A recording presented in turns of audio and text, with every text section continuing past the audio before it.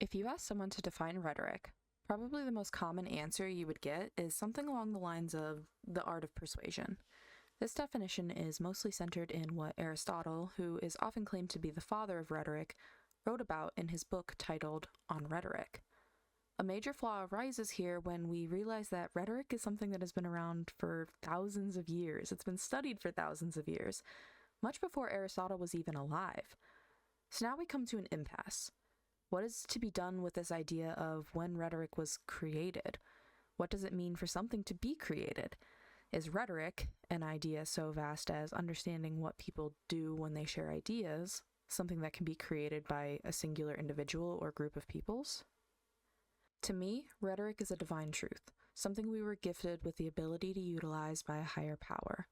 No human discovered rhetoric, they simply defined it. Our world is all abstract ideas made of shapes and sounds and colors that we place meaning on together. Therefore, the matter of when rhetoric was invented is not the question. The question is, how do we define the confines of what the study of rhetoric looks like? I recognize that I went way up in the air with the abstracts for a bit there, so I'm going to try and ground us again with what I have come up with for my definition of rhetoric. First, let's break down some vocabulary so as I continue to explain, we're all on the same page. Rhetor is the individual sending the message. Artifact is the piece of communication being analyzed. Critic is the individual examining the artifact. And rhetorical theory is the methodology and framework for understanding and doing rhetorical criticism. Rhetoric is the use and study of communication that pays special attention to how language and symbols are used to predispose emotions and ideas onto an audience. It looks at the artful configuration of messages and the use of visual or linguistic resources to craft a perception the rhetor covets from the audience.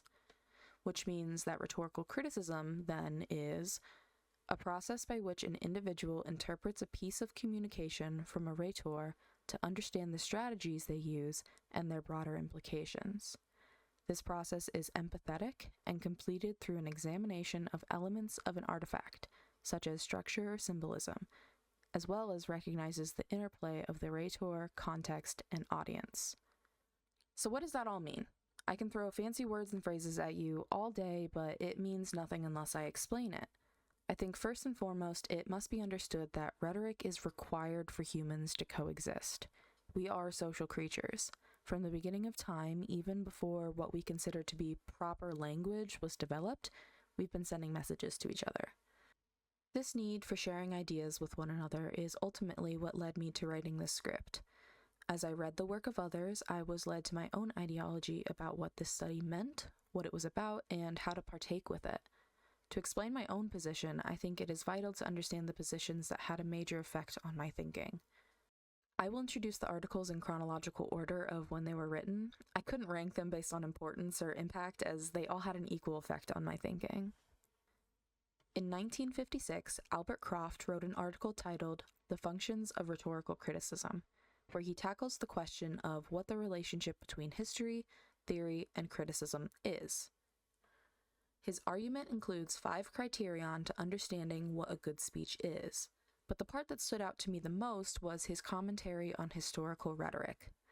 The main idea I pull from Croft is that context matters.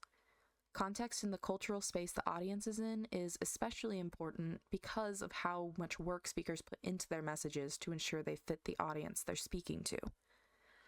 In 1974, Wayne Brockreedy wrote an article titled "Rhetorical Criticism as Argument." In this article, he argues that to be useful, rhetorical criticism must make an argument. Essentially, he thinks that after reading a piece of rhetorical criticism, one should be able to walk away with a "so what?" He defines 5 elements an argument must have to be complete. For me, the definition of the argument is less important.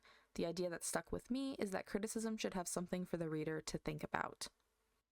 In 1980, Edwin Black wrote an article titled "A Note on Theory and Practice in Rhetorical Criticism." In this article, Black is grappling with what the connection between rhetorical theory and criticism is. The essay looks at 2 ways of completing rhetorical criticism: emic, which is starting with the artifact and letting it speak for itself, and eidetic, which starts with a theory and finds the theory in the artifact. I find myself falling in the camp of the emic because I believe that edic creates a confirmation bias. More importantly, I draw a lot of ideas about ethics and rhetorical criticism from Black. He argues that criticism is the critic, and to avoid bias, one must engage with reflexivity. This essentially means that the critic should be thinking about how the way they think is affecting the argument they are trying to make. Later, in 2000, Edwin Black was asked to write about what good criticism is. In the essay, he claims that good criticism should make the reader consider a point they hadn't thought of previously. Further, he grapples with the idea of whether criticism should be objective or subjective. My favorite quote from the essay is as follows: "Criticism is not supposed to be always objective. It is, of course, supposed to be always intelligent." This brings me back to Brockreedy's claim that all criticism should be an argument. Black continues to say that criticism needs personality, or else it is entirely too boring to read. However, he adds the caveat that there is always bias in this work, and we need to remember to do justice to all the perspectives, which is a callback to his previous work arguing for the emic approach to doing criticism.